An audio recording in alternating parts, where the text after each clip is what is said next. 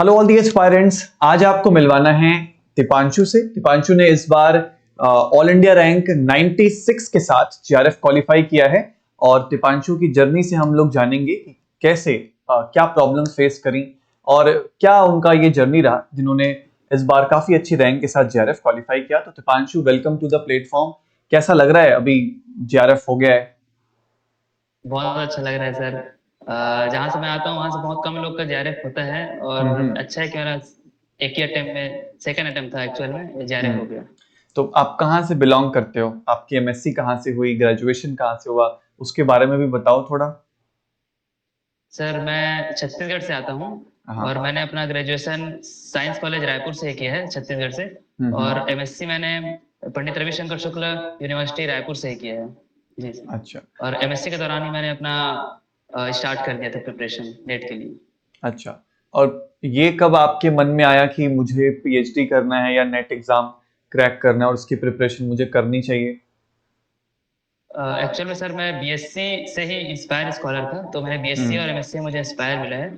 और उसके बाद मैंने एमएससी के बाद इंस्पायर फेलोशिप के लिए भी अप्लाई किया था, तो अच्छा। उसका ऑफर लेटर मुझे आ गया था। तो कहीं ना कहीं एमएससी के दौरान मेरे मन में था कि पीएचडी में तो जाना है। और लोगों से सुनने को मिलता था कि नेट के बिना नहीं जाना चाहिए, तो मैंने एक अटेम्प्ट दिया नेट का। और होपफुली मेरा नेट जेआरएफ हो गया 96 रैंक से। और मेरे पास सर अभी इंस्पायर फेलोशिप भी है, तो या पीएचडी के लिए अच्छा हो गया अच्छा, ये। ये इंस्पायर स्कॉलरशिप के लिए क्या करना चाहिए? मान लो कोई बच्चा सुन रहा है आपको, तो वो क्या करे कि उसको भी मिले इंस्पायर स्कॉलरशिप? यार, ग्रेजुएशन में भी आपको मिला, आपको मास्टर्स में भी मिला, इसके लिए क्या एलिजिबिलिटी होती है?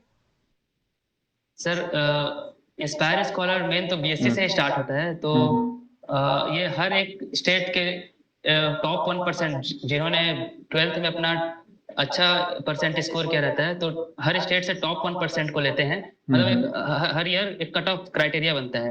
अगर ओके। आप उस कट ऑफ रेट में है अपने स्टेट के, तो आप इंस्पायर स्कॉलर के लिए एलिजिबल हैं। तो आपको फॉर्म भरना होता है। और फॉर्म भरने के बाद वहाँ बहुत सारे एलिजिबिलिटी क्राइटेरिया होते हैं, जैसे कि आपको ड्रॉप नहीं लेना है, और बिना ट्वेल्थ के बाद बिना ड्रॉप लिए सीधे हम्म। बीएससी में, वो प्लेन बीएससी में, मतलब हम्म। कोई प्रोफेशनल कोर्स नहीं होना चाहिए। और कोई टेक्निकल कोर्स है, फिर सीएस आईटी के लोग लेते हैं ना, ऐसा भी नहीं होना चाहिए। तो अच्छा। इसमें एडमिशन लिए तो फिर आगे का प्रोसीजर होता है और आप सेलेक्ट हो जाते हैं। और यही सेम प्रोसीजर बीएससी के मार्क्स पे भी लागू होता है और एमएससी में भी आपको इंस्पायर स्कॉलरशिप मिलती है? जी सर। बीएससी में आपका ओवरऑल परसेंट 60% होना चाहिए, तो अब आपका ये स्कॉलरशिप एमएससी में कंटिन्यू रहेगा। और उसके बाद अगर आपको पीएचडी करना है इंस्पायर से, तो हाँ। आपका एमएससी में ओवरऑल परसेंट 70% से अबव होना चाहिए, फिर 70% होना चाहिए। ओके। तो आप फॉर्म डाल सकते हैं इंस्पायर फेलोशिप के लिए और आपको ऑफर लेटर आ जाएगा। Okay, very good. सो अब तो मेरे ख्याल से आपके पास दोनों ही है, आपके पास जेआरएफ भी है और इंस्पायर भी है, तो आप किसको प्रेफर करोगे? सर मैं तो जेआरएफ ही प्रेफर करूंगा मेन तो। हाँ, अच्छा क्योंकि अच्छा। मैंने अपने सीनियर से सुनने को मिला कि आप जेआरएफ प्रेफर करना करिए। ओके। अच्छा, अब आपके प्रिपरेशन की स्ट्रेटजी पे आते हैं कि आपने फिजिकल, ऑर्गेनिक और इनऑर्गेनिक, ये हमारे तीन हिस्से होते हैं। क्या सारा सिलेबस कवर किया था या कुछ चीजें पढ़ी थी, कुछ चीजें छोड़ी थी? क्या स्ट्रेटजी थी? सर मैंने फिजिकल और इनऑर्गेनिक से ही नेट निकाला है। इसके अच्छा। साथ मैंने ऑर्गेनिक पूरा छोड़ा नहीं था सर, ऑर्गेनिक मैंने किया था। लेकिन चूंकि टाइम बहुत कम होता है, सिलेबस बहुत बड़ा होता है, इसलिए मैंने ऑर्गेनिक के कुछ टॉपिक्स सेलेक्ट कर लिए थे कि पहले तो मैं इस टॉपिक्स को अच्छे से कर लेता हूँ, उसके बाद अगर बचा टाइम तो फिर आगे भी कर लूंगा करके। तो कौन मैंने कौन से मेन टॉपिक इनऑर्गेनिक। सेलेक्ट किए? सर ऑर्गेनिक में मैंने इनऑर्गेनिक और फिजिकल पूरा किया था सर, पूरा। और हाँ, फिर राइट। ऑर्गेनिक में मैंने GOC, stereo aromaticity, pericyclic, NMR और जो स्पेक्ट्रोस्कोपी के हैं, ये सब किए थे सर मैंने। मतलब जो टॉपिक इंटरलिंक नहीं होते हैं, सेग्रीगेटेड टॉपिक हैं, आपने वो वाले जी टॉपिक्स ही चूज किए। Okay, very good. जी जी सर। और क्वेश्चन वगैरह प्रैक्टिस कैसे करते थे? जैसे मान लो एक बार सिलेबस कवर कर लिया, तो फिर क्या सिलेबस के साथ ही क्वेश्चन प्रैक्टिस किया या बाद में क्वेश्चन प्रैक्टिस किया? किस तरीके से मैनेज किया? सर पहले तो मैं जैसे कोई टॉपिक पढ़ता हूँ, तो उसके बाद हाँ। वो टॉपिक जब कंप्लीट हो जाता है, तो उसका पहले पीवाईक्यू देख लेता हूँ कि किस टाइप के क्वेश्चन पूछे हैं रिसेंट ईयर्स में। और उसके बाद हाँ, पीवाईक्यू कर लिया, उसके बाद मूव टू नेक्स्ट टॉपिक। फिर ऐसे करते करते जैसे पूरा टॉपिक कंप्लीट हो जाता है, उसके बाद यूट्यूब में सर बहुत प्रैक्टिस सेशन चलते रहते हैं लास्ट एग्जाम के टाइम में भी, तो सर वो सब मैंने फॉलो किया था। और इसके अलावा मैंने टेस्ट सीरीज भी दिया था, टेस्ट सीरीज से भी बहुत सारे क्वेश्चन प्रैक्टिस हो जाते हैं। तो जो आप हम लोगों ने क्रैश कोर्स चलाया था नेट एग्जाम से पहले, वो आप कैसे यूज किया? जैसे जेआरएफ एक्सप्रेस था, फिर महाकुंभ सेशन लिया हाँ था, पेपर प्रिडिक्शन सेशन हुआ था, उसको कैसे यूज किया था? क्योंकि यूट्यूब पे बहुत सारा कंटेंट अवेलेबल है, तो चूज कैसे किया? हाँ सर, ये बहुत सही चीज है कि सही कंटेंट चूज करना। कई बार हम्म। बहुत सारे ऑनलाइन के आजकल इतने सारे हो गए हैं कि हाँ। हम सही चीज चूज नहीं कर पाते। तो आपको आपको पता होना चाहिए कि आपको क्या देखना है, आपको क्या चाहिए। तो सर आईफएस में महाकुंभ सेशन जो चला था हम्म। और जेआरएफ एक्सप्रेस, ये सर ऑर्गेनिक के लिए मैंने स्पेसिफिकली ये दोनों पूरा पूरा फॉलो किया था सर। जो टॉपिक मैं करना चाहता था सिर्फ उसके लिए फॉलो किया और बहुत अच्छे से फॉलो किया था सर। अच्छा, तो कैसे लाइव लेते थे, रिकॉर्डेड लेते थे, या सिर्फ पीडीएफ जाके देख लिया? जैसे मैं कहता था कि समय नहीं है तो हाँ आप सिर्फ पीडीएफ को ही एक बार गो थ्रू कर लें, आपकी स्ट्रेटेजी क्या रहती थी? सर पहले तो मैं लाइव तो मैं सर बहुत कम ही देखा है, मैंने मेन रिकॉर्डेड ही देखा है। लेकिन हम्म। कुछ टॉपिक के लिए मैंने पीडीएफ पहले जाके देखता था, उसके बाद अगर अच्छा। मुझे लगता था कि यहाँ पे मुझे वीडियो देखना है तो फिर मैं वहां जाके वीडियो देखता था। तो ऐसा अच्छा, मैंने किया सबसे जी। पहले पीडीएफ से ही खुद से देख लिया कि मुझे क्या क्या चीजें इसमें से करनी है। जी सर। और जैसे मान लो कि कुछ आपको नया मिल गया कि अरे ये तो नया है, तो क्या उसको नोट्स में ऐड करते थे, या उसको बस वहीं पढ़ लिया हो गया? नहीं सर, मैंने मेरे नोट्स, थ्योरी नोट्स के बाद मैंने कुछ पेजेस छोड़ के रखे थे जानबूझ के कि अगर हम्म। कुछ मिलता है नया तो मैं वो ऐड करूंगा। और आपके सेशन से मुझे बहुत सारे ऐसे नए चीजें सीखने को मिली जो मैंने बाद में जाकर ऐड किया उसको, और उसका फायदा मुझे एग्जाम में हुआ सर। जैसे हेमेटिक अच्छा। क्वेश्चन, वो गेट में भी हम्म। क्वेश्चन आया था और वो नेट में भी क्वेश्चन आया था 4 मार्क्स हम्म। का। तो ये सर हेमेटिक क्वेश्चन तो बहुत अच्छे से उसका फायदा मिला। ओके। तो अच्छा, कोई स्टूडेंट है जैसे मान लो अभी वो तैयारी कर रहा है या अभी अपने वो कॉलेज में ही है, तो उसको कैसे जी यूट्यूब को यूज करना चाहिए अपनी प्रिपरेशन के लिए? तो सबसे पहले यूट्यूब में बहुत सारे कंटेंट होते हैं। हम्म। तो आपको पहले तो जानना पड़ेगा कि आपको देखना क्या है एक्चुअल में। हम्म। कई बार होता है कि आप देखने कुछ और आए हो, आप पूरा वीडियो देख लिए, आपको पता ही नहीं चला कि उसमें था क्या। तो आपको पहले सेलेक्ट करना हो कि आपको देखना क्या है। राइट। जी, तो आप थ्योरीज के लिए भी फॉलो कर सकते हैं और प्रैक्टिस सेशन के लिए भी। ओके। और जो आपने आईएफएस की टेस्ट सीरीज लगाई थी, तो टेस्ट सीरीज में आपको कभी ऐसा लगा कि मार्क्स कम आ रहे हैं, या जब आप अपने मॉक टेस्ट दे रहे थे तो थोड़ा डीमोटिवेशन भी आता है कभी कभी, तो आपके साथ हुआ था ऐसा? जी सर, मार्क्स तो बहुत कम हम्म। नहीं, मतलब मैक्सिमम मेरे 90 मार्क्स तक ही आए थे। अच्छा। और मैंने 2 मॉक टेस्ट दिया था आईपीएस का, और एक बार मेरे आए थे 60 कुछ और एक बार आए थे 84 कुछ। तो तो फिर सेल्फ हाँ सर, डाउट नहीं डिमोटिवेशन आया तो होता है। कि अरे मेरे तो इतने ही कम आ रहे हैं, कट ऑफ तो 100 से ज्यादा जाती है, ऐसा आया हाँ था सर, ये थॉट? तो हाँ सर, ये होता है। लेकिन जैसे फिर टेस्ट देने के बाद हम जब सॉल्यूशन देखते हैं तो हमको लगता है कि ये तो बहुत छोटी सी चीज थी, हमको उस टाइम क्यों नहीं आया। तो ऐसे टेस्ट देने से होता है कि हमको वो चीज आती है, भले हम उस टाइम एग्जाम में नहीं कर पाते। तो ये राइट। चीजें मन में जब आती है ना, तो एग्जाम में भी हम वो चीज कर लेते हैं अच्छे से। हम्म। तो टेस्ट का एनालिसिस भी करते थे आप जी टेस्ट सर, टेस्ट देने के एनालिसिस बाद? बहुत जरूरी है। कैसे जी एनालिसिस करते हैं टेस्ट का आप?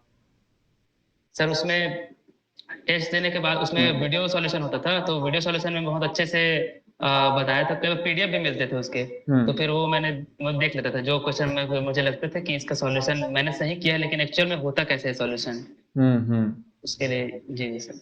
और एग्जाम के 3 घंटे कैसे रहे थे? जैसे आपने एक अटेम्प्ट अपना कॉलेज के दौरान ही दिया था, कि कॉलेज के दौरान ही अपने एक अटेम्प्ट में आपके मार्क्स भी थोड़े कम थे, तो उस 3 घंटे में जो पहली बार दिया था और इसमें क्या अंतर था इस वाले अटेम्प्ट में?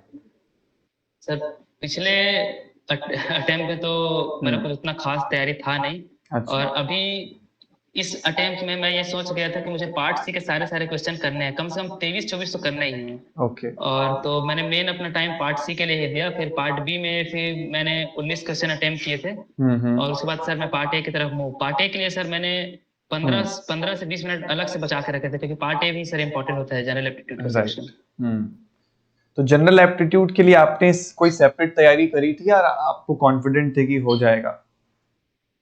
Sir general aptitude sir GATE में भी पूछता है और नेट में भी, हाँ। तो ऐसा तो नहीं है कि उसको छोड़ नहीं सकते, तो मैंने सर इसके लिए तैयारी करी थी, यूट्यूब का ही सेशन लिया था मैंने, आई फास्ट का यूट्यूब भी फॉलो किया था सर इसके लिए। तो कैसे उसमें कुछ कुछ टॉपिक्स चूज कर लिए थे, जैसे मान लो परसेंटेज का टॉपिक हो गया, ये कर लिया, आप कुछ बताओ कौन से टॉपिक्स आपने किए थे? सर मैंने 6 टॉपिक अलग से निकाल के रखे थे, जो अच्छा। रिसेंट ईयर में उससे कोई ना कोई क्वेश्चन पूछता ही है, जैसे प्रॉफिट लॉस हम्म। हो गया, हम्म। प्रॉफिट हो गया, लॉस हो हम्म। गया, उसका परसेंटेज प्रॉफिट लॉस हो गया, हम्म। और वो सर्कल वाले क्वेश्चन से बहुत सारे क्वेश्चन पूछ लेते हैं वो। हाँ सर, ये सब मैंने किए थे, कुछ टॉपिक मैंने निकाल लिए थे अपने से ही। अच्छा, तो उनके मतलब नोट्स वगैरह बना लिए थे जो शायद दिनेश सर करवाते हैं, और हाँ हाँ उनके प्रैक्टिस क्वेश्चन कैसे किए? क्या वही प्रीवियस ईयर क्वेश्चन से प्रैक्टिस करते थे? हाँ सर, सिर्फ सिर्फ प्रीवियस ईयर किया था मैंने, फिर क्योंकि सर जनरल एप्टीट्यूड क्वेश्चन ऐसा रहता है कि आपको पता तो है नहीं क्या आने वाला है, तो सिर्फ प्रीवियस ईयर का रह गया था मैंने। ओके। और कभी तैयारी के दौरान अगर डाउट्स वगैरह आ जाते थे तो वो कैसे क्लियर होता था? सर मेरे तो फ्रेंड्स भी थे, तो हम आपस में डिस्कस कर लेते थे, और अच्छा। कभी एकदम डाउट होता है तो सर टेलीग्राम में आपका ग्रुप भी बना रहता है कई टीचर्स का, तो वहाँ हाँ। ग्रुप में मैंने डाउट्स भेजे कई बार, तो उनका सही सही सॉल्यूशन मुझे मिलता था। अच्छा, कुछ दोस्तों के साथ डिस्कस कर लिया, कुछ कहीं टेलीग्राम पे सोल्यूशन मिल जी। गया। चलो, वेरी गुड। और अभी तो दीपांशु जेआरएफ हो गया आपके पास, तो दूसरा स्टाइपेंड भी है, इंस्पायर स्कॉलरशिप भी है, तो आगे के क्या प्लान्स बन रहे हैं फिर अभी? सर अभी तो मैंने पीएचडी के लिए अप्लाई किया है, तो हम्म। मेरे इंटरव्यू भी है अभी मई में ही। हम्म। मैंने मद्रास, बेंगलोर, आईआईटी दिल्ली, अच्छा। आईजर भोपाल, पुणे, इन सब के लिए सर अप्लाई किया, तो अभी तो पीएचडी के इंटरव्यू में जाना है सर, ऑफलाइन इंटरव्यू। ओके, तो मतलब अब तो ट्रैवलिंग भी होने वाली है ढेर सारी। जी जी सर। हम्म। अच्छा, एक और क्वेश्चन दीपांशु, अगर आपके कॉलेज का कोई बच्चा देख रहा है, जहां से आपने ग्रेजुएशन करा है, आपने मास्टर्स करा, आपको सुन रहा है, तो आप उस बच्चे को क्या सजेस्ट करोगे कि भाई उसका जो नेट एग्जाम है वो मास्टर्स में ही निकल जाए, आपके जो पहले अटेम्प्ट में ही आपके मार्क्स कम आए, अगर उसको वो मिस्टेक सुधारनी हो, तो what are the points you will say him to follow? Sir सबसे पहले तो मैं ये बोलूंगा कि अगर किसी को सही में नेट निकालना है अपने मास्टर्स के दौरान या फिर कम टाइम में, हाँ। तो एमएससी से ही अपना प्रिपरेशन स्टार्ट कर दे, किसी अच्छी जगह से सब्सक्रिप्शन ले ले, और वहां से अपने थ्योरी, अपने कॉन्सेप्ट अच्छे से क्लियर करना स्टार्ट कर दे, और धीरे धीरे क्वेश्चन प्रैक्टिस की तरफ भी आए, और उसके बाद सर निकल जाएगा, मतलब तैयारी पहले से स्टार्ट करनी ज्यादा अच्छी है। ओके, मतलब अपना, और बुक्स का क्या रोल है? क्या एमएससी में फिर बुक्स आपने पढ़ी, और क्या आप सजेस्ट करोगे पढ़ने के लिए? सर एमएससी में सर बुक पढ़ना ही होता है, हम्म। क्योंकि बहुत सारी चीजें होती है जो हमें नहीं मिल पाती, हमें बुक से ही बहुत सारी चीजें पता कर चलती है। सर बुक तो एज सच मैंने नेट के लिए फॉलो नहीं किया था, क्योंकि मैं देखता था कि बहुत सारे टीचर्स होते हैं यूट्यूब पर ही जो बुक से कोई क्वेश्चन करवाते हैं, तो सर हाँ मैंने उनको अच्छे से फॉलो किया था, क्योंकि वो उनको बुक के नाम से ही सीरीज चलती है, तो फिर ये सब मैंने फॉलो किया था सर। ओके, चलिए, वेरी गुड दीपांशु, आपसे बात करके बहुत अच्छा लगा। हमारी पूरी आईएफएस केमिस्ट्री टीम की तरफ से wish you all the best, and thank you so much for sharing your views. Thank you sir. Thank you thank you so very much. Much.